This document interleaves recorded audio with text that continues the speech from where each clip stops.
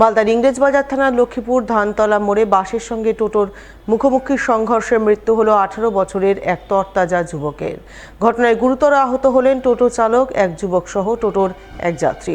তাদের মধ্যে টোটো চালক যুবকের অবস্থা যথেষ্টই আশঙ্কাজনক বলে খবর।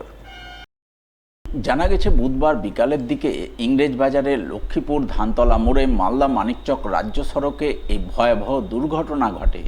পঞ্চানন্দপুরগামী এক বাস নিয়ন্ত্রণ হারিয়ে সামনের দিক থেকে আসা এক টোটোতে সজোরে ধাক্কা মারে। সেই ধাক্কায় টোটোটি পুরোপুরি দুমড়ে মুচড়ে যায়। এরপর বাসটি রাস্তার পাশের এক বাড়ির প্রাচীরে ধাক্কা মেরে থেমে যায়। এই ঘটনায় টোটো চালক সহ টোটোর দুই যাত্রী গুরুতর আহত হন। সঙ্গে সঙ্গে স্থানীয়রা তাদের উদ্ধার করে মালদা মেডিকেল কলেজ হাসপাতালে পাঠান। হাসপাতালে যাওয়া মাত্রই টোটোর যাত্রী 18 বছরের যুবক বিকি মণ্ডলকে চিকিৎসক মৃত বলে ঘোষণা করেন এবং টোটো চালক কৌশিক মণ্ডলের অবস্থা যথেষ্টই আশঙ্কাজনক বলে খবর। জানা গেছে, দুর্ঘটনায় মৃত যুবক এবং আহত টোটো চালক দুজনে বন্ধু ছিলেন। দুজনেরই বাড়ি ইংরেজবাজারের বাগবাড়ি 52 বিঘা এলাকায়। ঘটনায় বিকি মণ্ডলের মৃত্যুতে তার পরিবারবর্গ কান্নায় ভেঙে পড়েন।